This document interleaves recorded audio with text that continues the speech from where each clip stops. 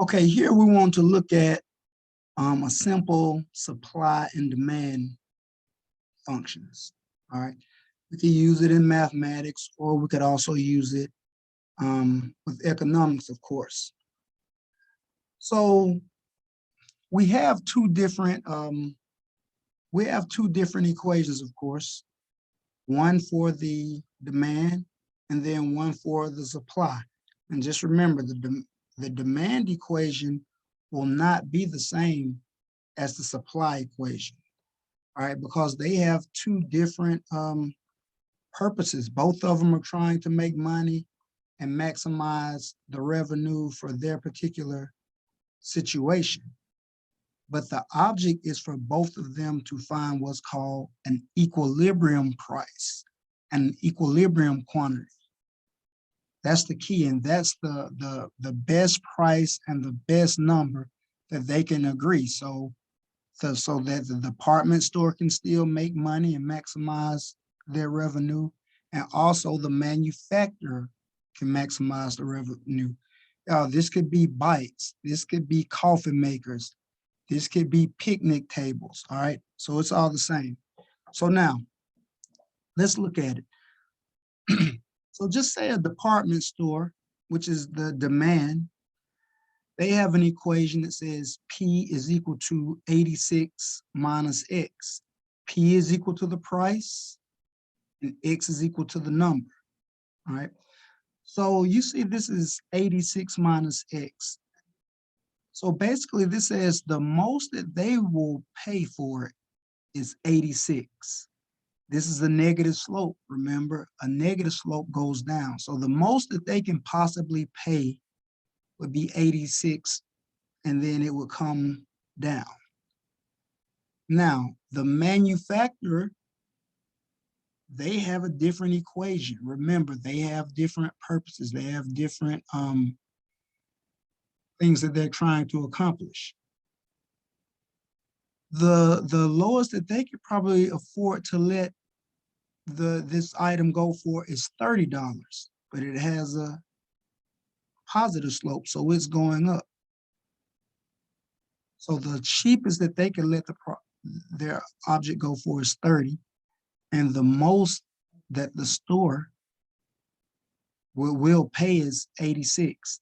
Now, this is one thing that we have to keep in mind. We know, when we don't know yet, but we know the equilibrium quantity and price is somewhere in here. That, honestly, it's right here, not somewhere. We just don't know the exact numbers yet.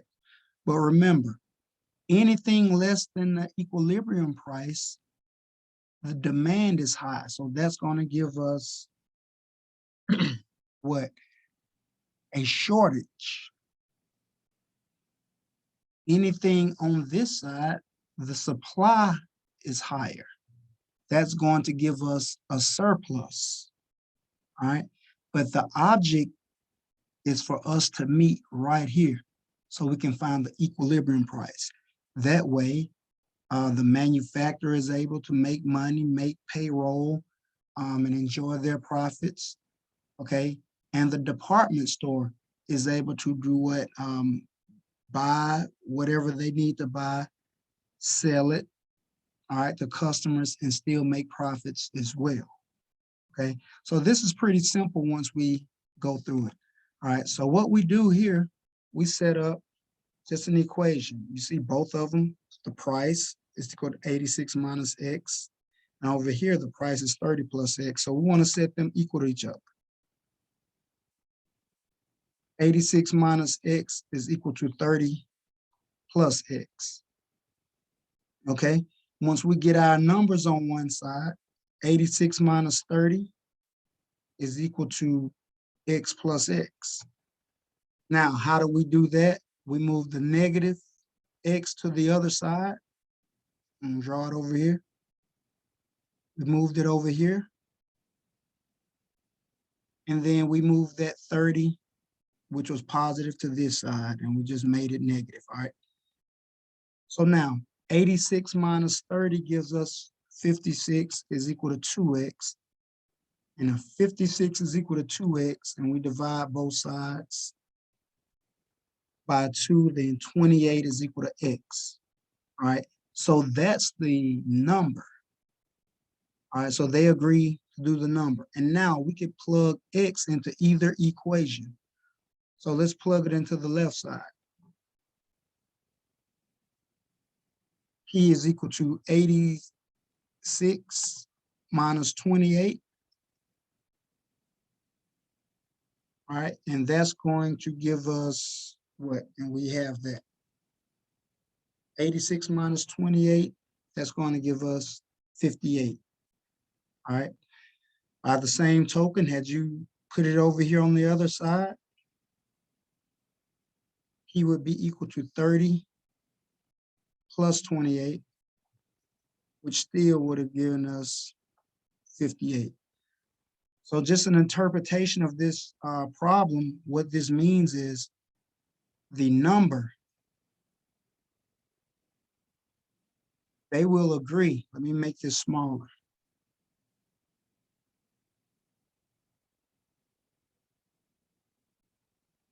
The manufacturer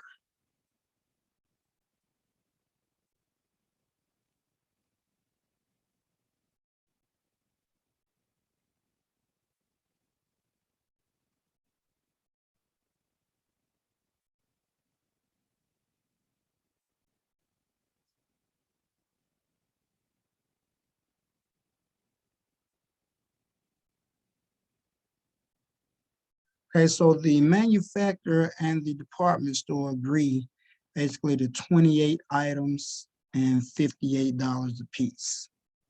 All right, so that's what we're looking at. So we could multiply to see that. Now, of course, what happens around Christmas, all right, they may order more because it's around Christmas time, it's around Black Friday. What happens when you're trying to sell swimming pools in December? You don't need a lot of them, so you can order less, but just typically, and I mean, and we go and we change it up based on scenarios, but typically this is what we look at when we do, and it's just a simple supply and demand function here.